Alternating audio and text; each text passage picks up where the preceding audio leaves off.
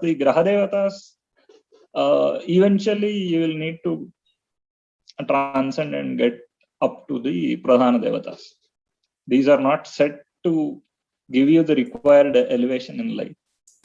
They do to an extent. They will set your life in the right path in a way that you can still. But yeah, there is a ceiling to what they can give you. Rudra. There are riks where Rudra is called an asura and praised at the same time, not in a negative sense. Vamagne Rudro Asuro Mahodiva. So Asura itself also was not inherently entirely seen in a negative sense.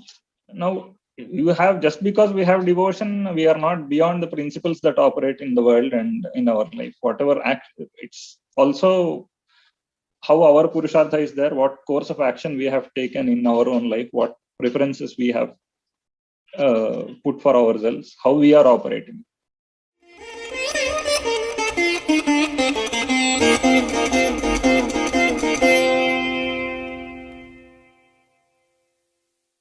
Namaste everyone. Another weekend, another episode of my conversations with Shankara Bharadwaj Khandavalli.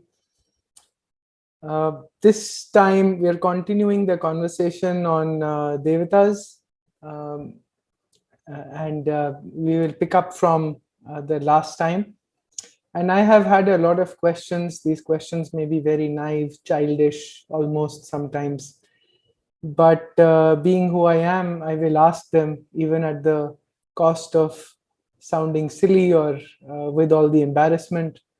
But these are questions I do need answers for, and I'm hoping that you all will also, maybe have these same questions, and hopefully they get answers. So I sent you some questions, and so I'll sort of go through them and then maybe start anywhere you like, or maybe we can pick one string up and start from there. So yeah, so why do auspicious and inauspicious times occur in a day? Rahu Kala is what I'm talking about. I mean, if there is this one energy principle, and like you mentioned last time, that there are devatas and all leading, sort of coming down, if you like, in lower and lower forms from the same energy principle and the Shiva and Shakti principle, then why have auspicious and inauspicious times aren't all times auspicious?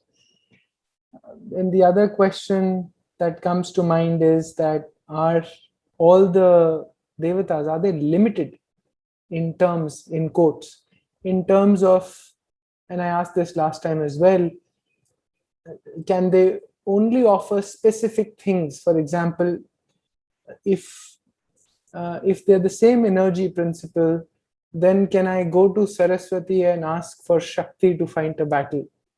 Or must I go to Bhavani and go to Saraswati for asking for knowledge? Why are there angry devatas? For example, there is fear centrality around, say for example, Shani Devata. And it's especially in North India. It's you go to Shani Dev temples and it's full of, I find at least my relationship of going to Shani Devata temples.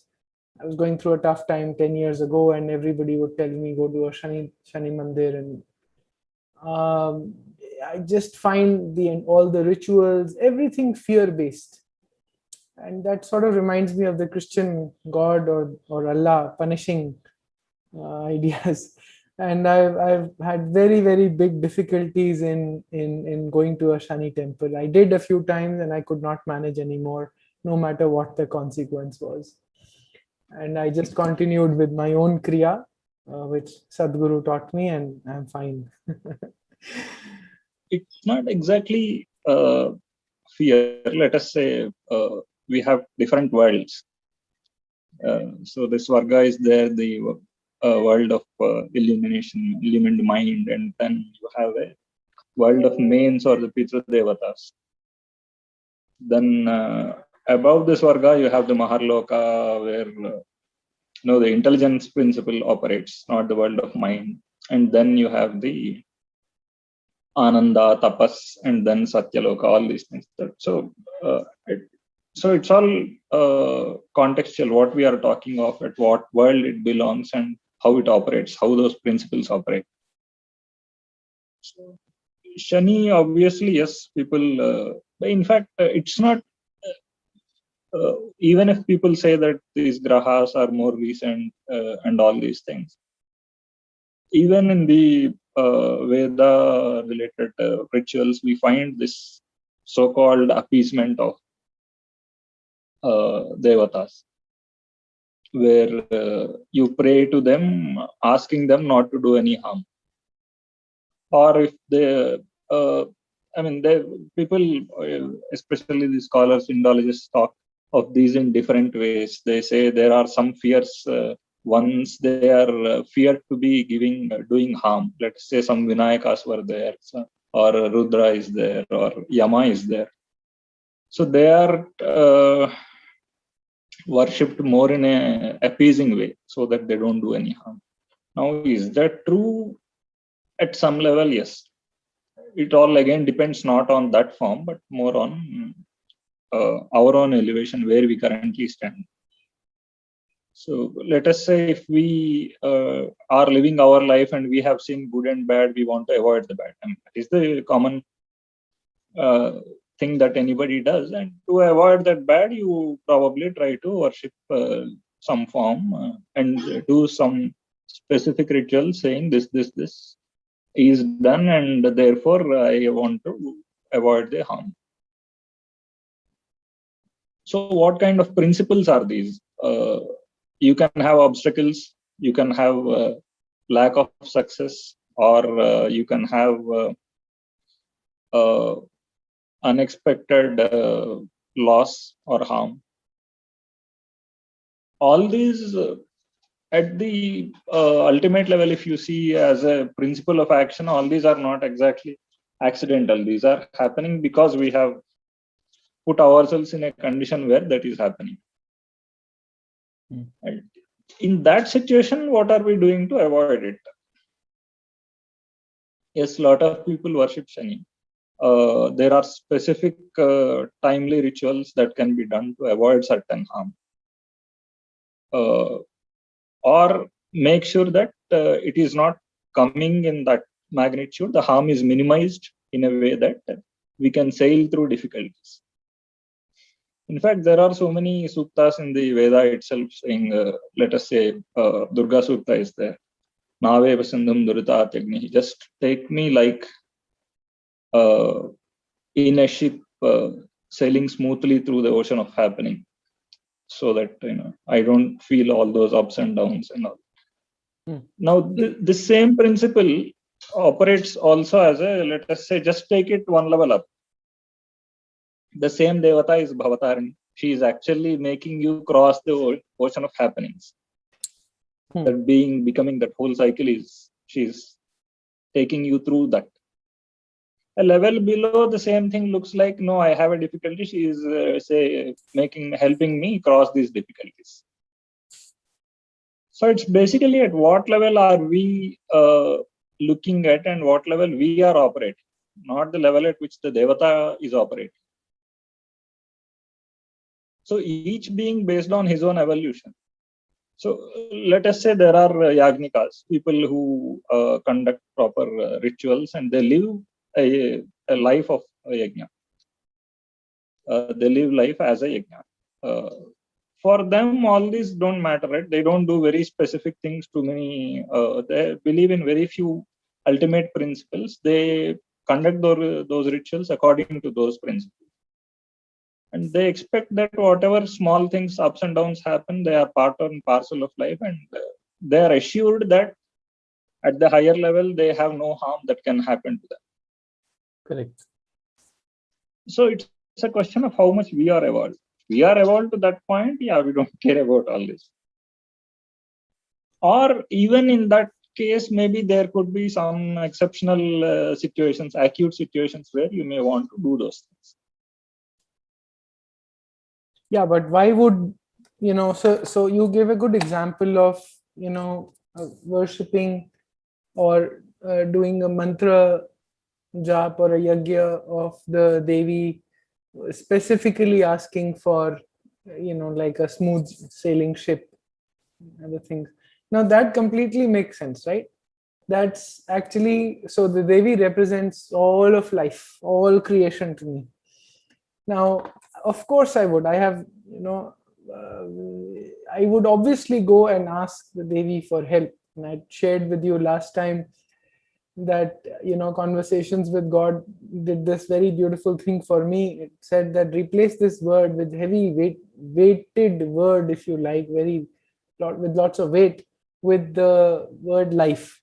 The relationship completely changes in that, right? You just look up, and I go out and stand in front of the night sky and say, I need help. This is a problem. And that's all. I just let it be. And then if there is some help that comes, the great. And usually it does, right? Even at my level, and things resolve themselves. But the difficulty was, and here is an anecdote, right, for you. So to resolve my conundrum, there is a Mata Amritanandamayi ashram near my home, and if I think it was one of the Shani Amavasyas, which is supposedly very popular, very auspicious or something like that, if you do Shani Devata Puja. Very interestingly, at the Amritanandamayi ashram, they have a Shivalinga, one, and out of the 4 mukhas, one of them is a Shani Devata. So for me, the relationship with Shiva is completely different. It is non-fear based. And so for me to go and ask for something over there is not a problem at all. And I think she changed the relationship, or the ashram changed the relationship. They actually, I don't know, for some, just out of the blue, I got an SMS saying that on so-and-so date, we are conducting doing a Shani Puja. And do remember that Shani Devata is nothing but a manifestation of Shiva himself. Okay, now that suddenly changed my relationship. And here I went to the ashram to do Aradhana of Shiva, basically. Right? So while they were doing Charan of Shani Devata, I was doing it, but in my mind it was the Shivalinga or Shiva behind it. And so you see what I'm trying to communicate. Instead of fear, going to a Shani temple with everybody quiet, the atmosphere is so heavy. I find it so heavy and unnerving. And instead of that, here is what I did. I don't know if it gave me turned things or gave me the results or no, but just the relationship changed. Why would we then actually go to Navagrahas or do this? Why not just say the higher principle? This as nothing wrong will happen. A little bit here or there anyways always happens in life, and then things go on. You do the right things at the right time. And so let us say you have a scheme of your own proper Deva Yajna and all that. You have the 5 Pradhana Murtis and you are worshipping all of that. The Dikpalakas, Lokapalakas, whatever installations you do, that keeps happening. If that is done, then all these don't matter. But there are lifestyles where this doesn't happen in majority of cases. I don't understand. Explain to me. Also, I don't understand Lokpalakas or Deepalakas. I don't know. Okay, you have this scheme of Devatas, right? There are the Dikpalakas, the 10 directions. You have Devatas ruling those. Then you have the 5 Lokapalakas, right? Let us say the Rudra, Ganapati, Gauri, Vishnu, and Brahma. Okay. Or the Panchayatana is there, the 5 main forms, Pradhana Devatas. So these, if they are worshipped, it is said that they include everything else. So you do that, and then probably everything else is implicit in that. And then there is a more elaborate scheme where, as components of these things, you invoke the Dikpalakas, Lokapalakas, Graha Devatas, the Vishwa Devatas, everybody. So let us say the daily yajna is done, the Agnihotra, all these Devatas are propitiated every day. Because this is very elaborate and not many people can do that, this has been condensed to say that only a few main forms, let us say your panchayatana, you do that and then everything is implicit and taken care of.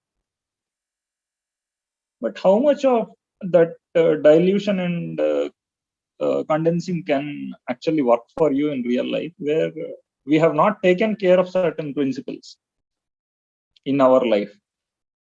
Those are going to come back and bite us. What do you mean? It's not some devata is not pleased or anything, because devata is a principle of life ultimately. If we are not, if we have worshipped that as the whole, the entire scheme of life, and every part of it is taken care of.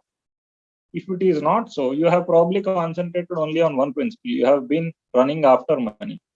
You could be worshipping, not worshipping, but that is the one principle you have worshipped in your life. There are other principles whose side effects are going to come back at you. Now, in what form are you going to make up for that? These rituals are one aspect of that. Not exactly that do this worship, but I mean, but propitiating a devata fixes it. But even if you do not fix the other parts of your life, or are you saying that propitiating a devata will naturally cause our energies also potentially to find balance naturally inside our system, which perhaps takes me to the point about maybe later to chakras and to Anand Venkatraman's talk about principles in our brain. Just going by your thing, if you say God is life, obviously in life that principle has entered. In your life, that principle has entered now. What principle? No. Whichever that form you are currently worshipping. Yeah. So whatever is missed out and you are now, so these are all corrective measures, right? So these are specifically done for when there is a dosha. If you are following the regular Shrauta or Smarta form of life, or even Agamic, your worship would involve all these things anyway, right? I mean, people actually, let us say there is a Shani thing. There also people have different ways of doing it. Some people directly go do that Tailabhisheka or whatever, or some people get some japa done. Or some people actually go one level up, because each graha has a Adhidevata and Pratyadhidevata. So if you worship Rudra and that is part of your life, there is no specific need, additional need for you to go to worship Shani in a specific form or in the form of Shani. That is all there. Now, but have you been doing this in your life or not is the main question. Suddenly one day you wake up and this problem comes. Then you start Shiva Puja, this may or may not go away in a day. It may take years together. Okay. So you need quick solutions. This will work. Okay. Right. So I was talking to my friend in Kerala. I don't know if I should name him, because this will be a public talk. So very, very interestingly, he told me something and about we were thinking about a project to actually build fresh new temples. And we were, I mean, he mentioned that the prana pratishtha of the devata of the temple must be done very powerfully, so that it can actually grant wishes very quickly and alleviate problems of people and all of that. And then he said something very interesting. Maybe we can look at Yakshinis, the temples of Yakshinis, because they're very quick to give a boon. They may be all small things in life, my marital life improve, my bachche ki education or something, but they're very quick to give blessings and all of that. So he said that might be a good way to incorporate, rejuvenate the Hindu society, or even non-Hindus to start coming and asking for blessings. So that's a project. So as an attraction, yes, quick fix solutions. So that is what all these Shirdis and all these are anyway, right? I mean, Shirdi, sorry. It's also like that, no? People feel very easily connected to it because they think they pray for something and they have this kind of, and then things come true, all these things. And that's one example. A lot of these places. Yeah, but Shirdi Sai Baba is who you're talking about, is it? Yes. Oh, in the same space, is it? Yeah. Same space. Okay. The question is whether there is transcendence there or not. So eventually these devatas, the graha devatas, eventually you will need to transcend and get up to the pradhana devatas. These are not set to give you the required elevation in life. They do to an extent. They will set your life in the right path in a way that you can still, but yeah, there is a ceiling to what they can give you. So ultimately, what is the, that probably also was your other thing, right? Do they have limitations? Certain forms do have limitations. Yakshas, they do have limitation in what they can give you. Gandharvas, they have limitations. Devatas also have. Devatas in the sense of the Swarga. They will eventually, but certain forms, like let us say Rudra or Vishnu, they scale all the worlds. So you start with even this level, with the same form, you can eventually transcend to all the levels. So that is why the Pradhana Devatas are important. You catch on to them and then you're set. You don't need to change your course or anything. Okay. And whatever course change is required, they will bring that change anyway. So you make your first connect and then you're taken care of. So I'll make another comment. This is my conversation with Anuradha Goyal, and she said something very interesting of in detail. She's a friend of mine. Of course, we've met. And Anuradha said that actually, if you're on the right spiritual path, Shani never causes problems. Actually, the problems come in from Shani Devata only because he wants you to come on the spiritual path. Right. And so it's a push to, problems are a push to humankind to come on the spiritual path. Very interesting comment, I thought. So karma and vichara, right? So if they are to set those right, I think Shani operates. But yeah, again, that is not a new phenomenon. Again, it's not as if it became a cult later or whatever. Yama was a principle, Rudra was a principle. These principles were seen with certain level of fear, but at the same time, there was devotion. Where there was devotion shown by devotees, they actually come at you in a very positive way also. It's not as if they are inherently bad. Their portfolio in the scheme of things is like that. So but ultimately they are divine. Kamakshi temple is one of my favorite temples, South Indian temples near my home, and it has a very, very pleasant murti vigraham of Ganpati. And I recently read that there are some vigrahas of, or in Indonesia, in Bali, if I'm not wrong, was it Bali or was it Indonesia? That in some, of course, Bali is Indonesia, but I read somewhere in Southeast Asia, some form of Ganpati is actually considered malefic. So how can Ganpati, the same Devata, be somebody who removes? The same Devata, actually, there are infinite forms. There are several Vinayakas, some are feared also. In fact, these are all a bit fluid. In the Puranic scheme, things look a bit different. But if you, let us say, Rudra, there are riks where Rudra is called an Asura and praised at the same time, not in a negative sense. Vamagne Rudro Asuro Mahodiva. So Asura itself also was not inherently entirely seen in a negative sense. I think we were discussing this last time also. They also come in the same scheme. In this sense, in this context, the word is used because he is seen as powerful and great, not as a malefic. But there are certain Vinayaka forms that were feared also. Now, Yama is there. Yama is he just death? Yes and no, right? There is that, definitely the death aspect is there. But again, if you go one level up, it is not just about death. It is life cycle inherently involves termination also.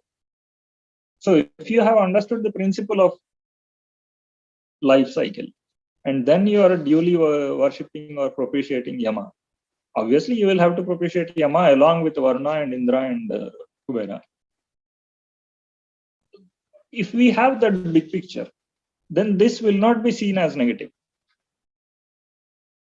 But if our life, for some reason, our whatever our lifestyle could be, our level of elevation could be, if we don't see that, we see only a narrow part of what life is. Life means earning money or being happy, just these things. Then obviously these principles are going to haunt us as undesirable. Or if we see the big picture, obviously just the way all the other principles operate, the Indra or Varuna, Mitra, we also require to leave this body to take another new form. No form can sustain us or help us achieve our goals of the being. The being has its own goals. I mean, the body has limitations, so it has to be thrown away. You need to take another body, and you have that craving internally. It's just that we have not identified ourselves as our own jiva. So in that sense, we will start seeing Yama in a positive light. So all these obstacles that come, or all the harm that comes, it is because at certain level it is undesirable that we start fearing these forms. And then we'll have to work around those. We need to do some appeasement, all these things. So it's again about that is that evolution coming in us as we do these forms of worship, and do we get that right perspective? So, okay, so just going back to So Ganpati. Vinayakas, Yeah, again, sorry. they could be creating obstacles in your life. They could be, there could be things, harm. I mean, Rudra also, right? Rudra's darts can harm you as well as they can benefit you, based on which way things are directed and how you are disposed to that principle. So the same Rudra who heals us can also throw the darts.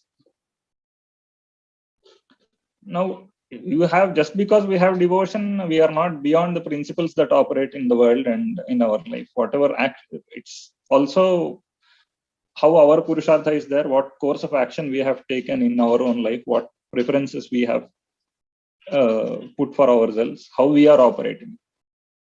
So you have lived an unhealthy lifestyle, you are going to get a health problem. You call it Rudra's dart or you call it anything. So even in a common sense way, these things can be explained. The principle that is operating in the world or in the life in nature that is causing this effect to come to us, you can personify it as a Devata and try to propitiate. So obviously, Ganapati also has, the malefic forms are there, fierce forms are there, pleasant forms are there, all forms are there in Ganapati also. So is that specific to Ganapati? I mean, that could be any Devata, right? They all have pleasant and fierce forms. Would it be? Yes. Yes, all of them. So when you're doing a prana pratishtha of, say, Ganapati, the sankalpa of which form of Ganapati, or which, either a malefic form, but one which you want to propitiate to get hindrances away, or a benevolent version of Ganapati, that depends on the sankalpa of who is establishing the prana pratishtha. The seers that are doing it, yes. Okay. Now, so in that case, then why is the form of Ganapati itself important? Why not just a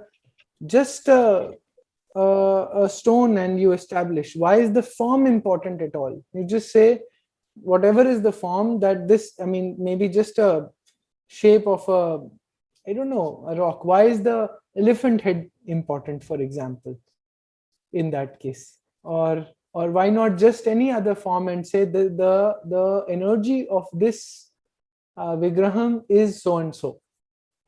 It is to for you to appease so that you get rid of so and so harm, or it is a benevolent version for you. So basically, then you're saying that it doesn't matter whether it is Devi or Rudra or Ganapati, they just have malefic forms and benevolent forms. Is that Not what you're just saying? malefic, benevolent. It can be anything. It could be fierce, it could be pleasant, it could be valorous form. There could be Abhaya, let us say Anjanaya. There could be Bhakta Anjanaya, Varada Anjanaya. We could have countless forms. Yes. It's basically what the seers are saying. This is the form currently required in this area for this, for the benefit of the surroundings. Is it the benefit of the surroundings, or it is just established for I don't know, maybe just for people to come and access? I mean, it could be anything. Or is it actually thought of because of the surroundings? No, it's not just mankind. That's the level at which seers operate, right? I mean, we may be looking at ourselves, but the rishis don't look at just this. They look at the whole universe. And as part of that, when they look at a certain place, they take into consideration everything: the human well-being, the eco well-being, the animals, plants, all forms of life. But isn't They see that in place as an energy center, right? That place is an energy center. But isn't the kshetram, the circle Yes. of influence of the temple, only limited to a certain area? Yeah, and it depends. Certain kshetras, it is vast. Certain kshetras, it is limited to that temple. So, I mean, that is a lived reality, right? I mean, certain kshetras, you go there. Rama Kshetra, you will see the monkeys coming. Devi Kshetra, Syamala Kshetra, you go, you find parrots coming there. So it's not as if these are all unrelated.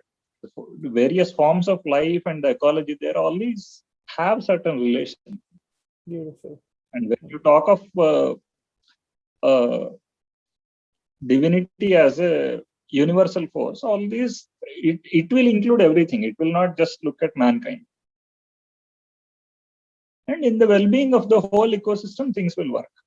And for that, what form is the most suitable form that will be installed there? It could be a fierce form. Let us say Pratyangira is there, or Veerabhadra is there. So those forms will be installed, and access also will be limited in certain ways. Not everybody goes in just any, like you go to a Jyotirlinga. Certain rituals are done there, and certain times are there. So specific forms will have specific restrictions. And then there are universal, like the Jyotirlingas. People go, all kinds of people go at all times. There are no restrictions there. So both exist side by side. Why do restrictions exist? Or why are they needed?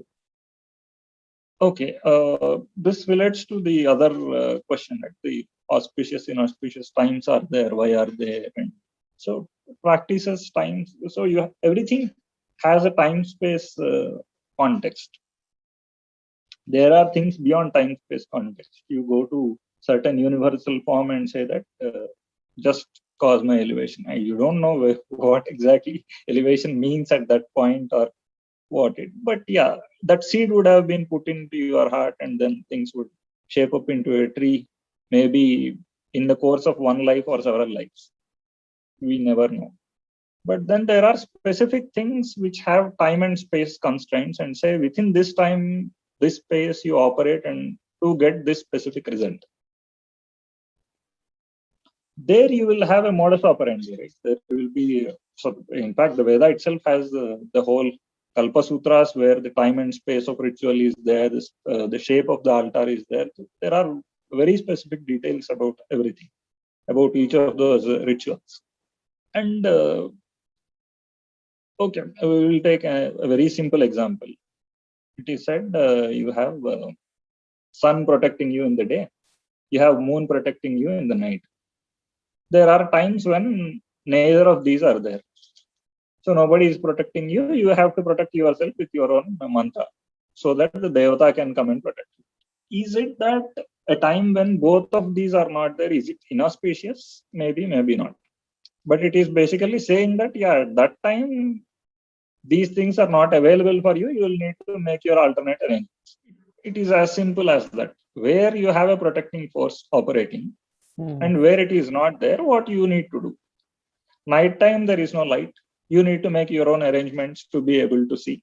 Or maybe you should not technically need light, so set your lifestyle in a way that you don't need too much of night light, whatever it is. So this is ultimately a life lesson, right? And then if you are doing certain things beneficial, you need certain things beneficial, you need to do some, put in extra efforts. You do some kamya ritual, then you get that benefit. And if you really need it, you need to follow the method. If you have to get a promotion in your office, you need to do certain things and do certain things on that certain way only to please certain people only. It's not as if you think something is good and automatically it will result in an elevation. So obviously, though, more than calling them restrictions, they are the right things that land you in the right situations. Practicing those. Coming to time, is time auspicious or inauspicious? Does it exist? In a way, it does. Like Rahu In a Kal. way, Like Rahu Kal every day. same principle applies. We were actually discussing the other context, right? The divine day is, let us say, if we map it to our year, there is a daytime, there is a night time, there is a sandhya time. There is a pure dark period when the divine completely goes into sleep and there is nobody to protect us. Then there are there are additional rituals done like the Navratri pujas, all those things. So there are times where there is no such divine principle actively protecting us. You can call it inauspicious or whatever. But that is the time when your own effort, manual effort will come. How can there be any time when the divine is not operating? It's operating all the time in us, in all the world around, constantly. No, these are two different contexts, right? Okay. At the ultimate level, yes, whatever is operating through you is also divine, which is also sleeping every day and waking up. Correct. So if it is there at this level, it could be there that level also. Brahma also has a sleep and waking hours. So it's not as if divine, just because it is divine, it doesn't have any times when it does not operate in certain ways. In us also, let us say, is it awakened? No, it is not awakened. We are trying hard to awaken that principle, but it is. We know that we are ultimately not enlightened people. So that principle can be dormant in you. It's not. It is latent in everything at every time. That is true. That does not mean it is operating actively at all times in all beings. So to awaken it is what all this Devayagna, that the rituals are there. I mean, whether it is bhakti or yoga, whatever practices we do, it is all trying to keep it awakened as much as possible. So that again, similarly, just like in the year, within the day also, we will have those periods when certain activities are most fruitful. They say you study in the early hours, it will work out well. If you study in the midday, it's not just as fruitful as in the early hours. Is it about auspiciousness of time? You can put it, it's just a matter of language or how we are putting it. But those principles are operating. So I'll give you one example. Actually, the first time I really came face to face with Rahu Kal was I have been through the Sri Ravi Shankar Art of Living courses, and I did the advanced course as well many years ago. And somewhere during my basic course and perhaps the advanced course, there was a Maharudra Puja. I think it was on on the Mahashivratri, and morning time somewhere nearby they were doing a puja, and we landed up over there. All about maybe 50-80 people gathered to do the Maharudra Puja, and then they realized that it was not the right time to start the puja, and so we waited for an hour and a half for the Rahu Kal to pass before the Rudra Puja started. I could not understand that. It is for Shiva. I mean, the highest principle, and Can be. Yeah, but that's the thing. I mean, it is just like your study time, right? It's not, can look at the deeper principle or whatever, but we know that this is a very empirically verifiable fact. When you are studying, you are able to concentrate in certain hours, not in certain hours. When we are doing work, we are productive in certain hours, we are not productive in certain hours. Our body is suitable to it in certain hours and it is not in certain hours. Why is that not true in case of the ritual is the simple question. Ritual also will have its own suitable times and suitable methods of doing. Midnight, there are certain midnight pujas also. There, the method is different, the invocation is different. They also happen. In fact, Shivratri people do that anyway, but there are also many specific nighttime rituals that happen.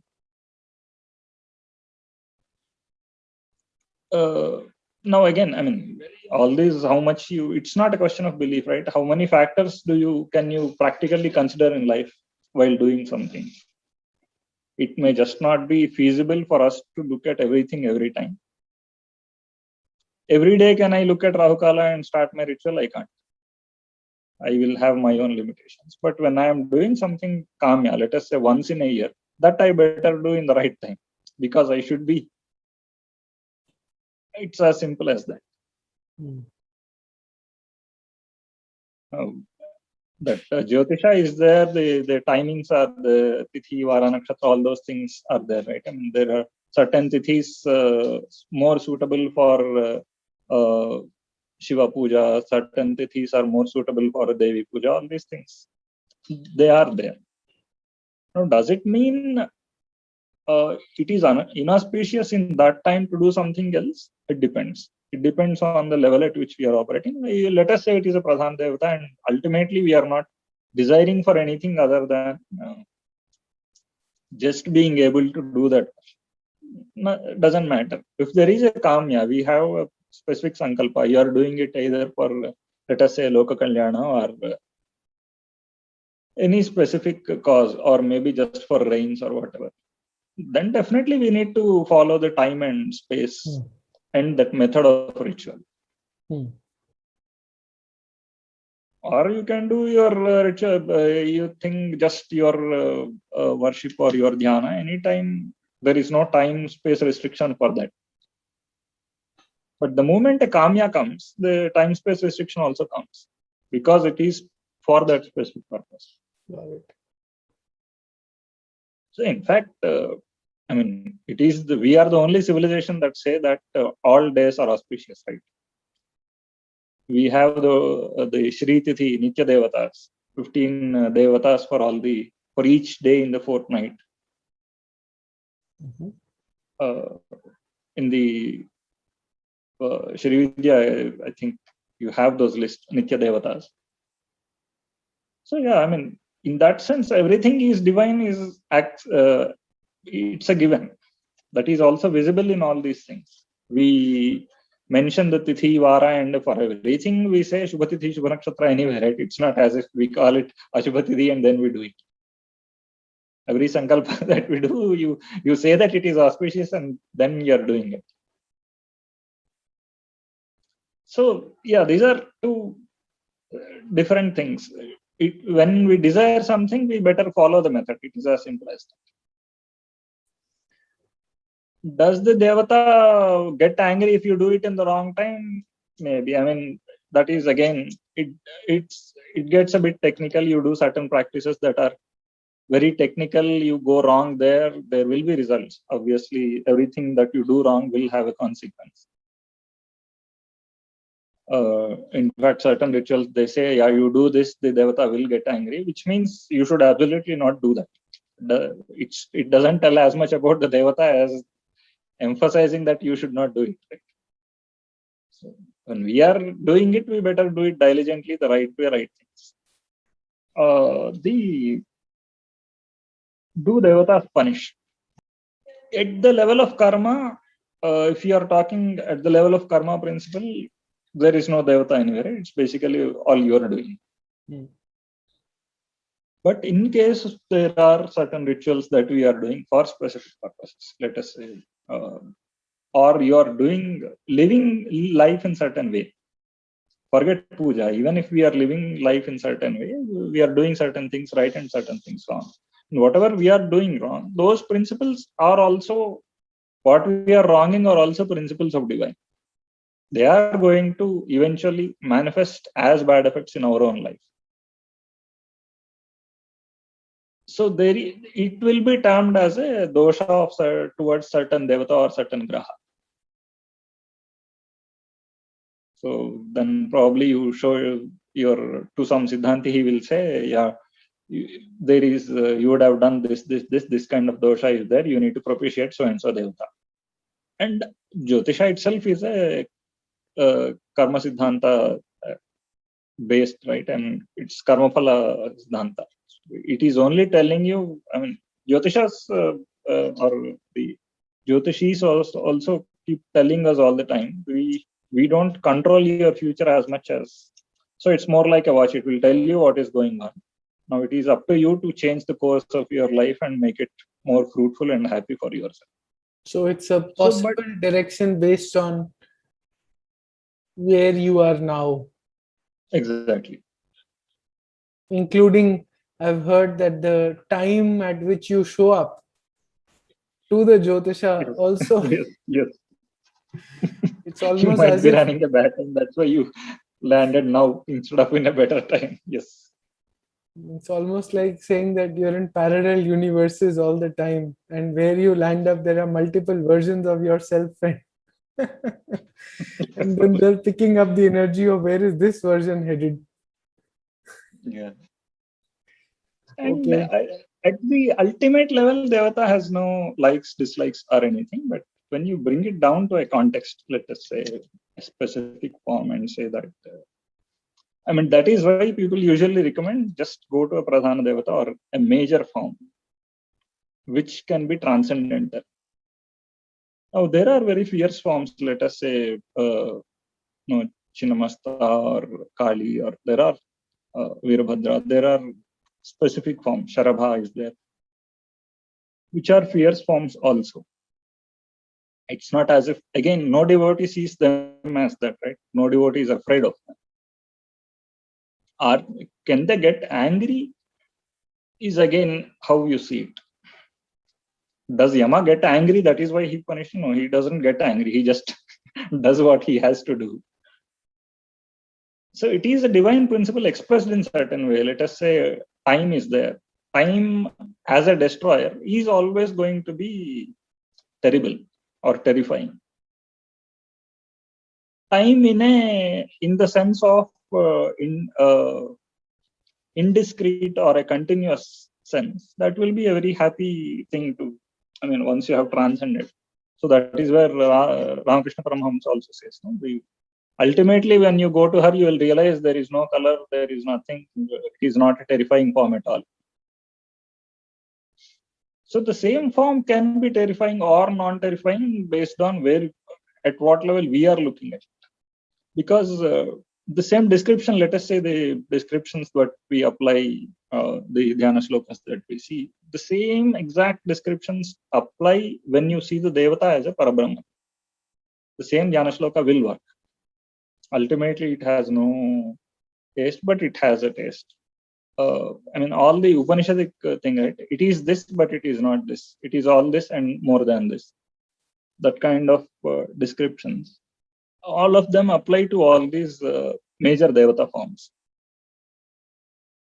They can give you moksha, or also they can grant you abhyudaya or whatever, based on at what level we currently stand. That's possibly to do with if you're on the pravritti or nivritti marg, as Sino Josephji in her talks mentioned. So maybe we'll pick up this conversation from somewhere there, Yes. and then lead into some other aspects, some other questions that I have, and maybe I'll keep making you move round and round in circles, answering the same thing over and over again. So let's meet in the next session, and maybe we'll pick up this conversation from where we are leaving off. Shankar. Sure. Thank you very much. Okay.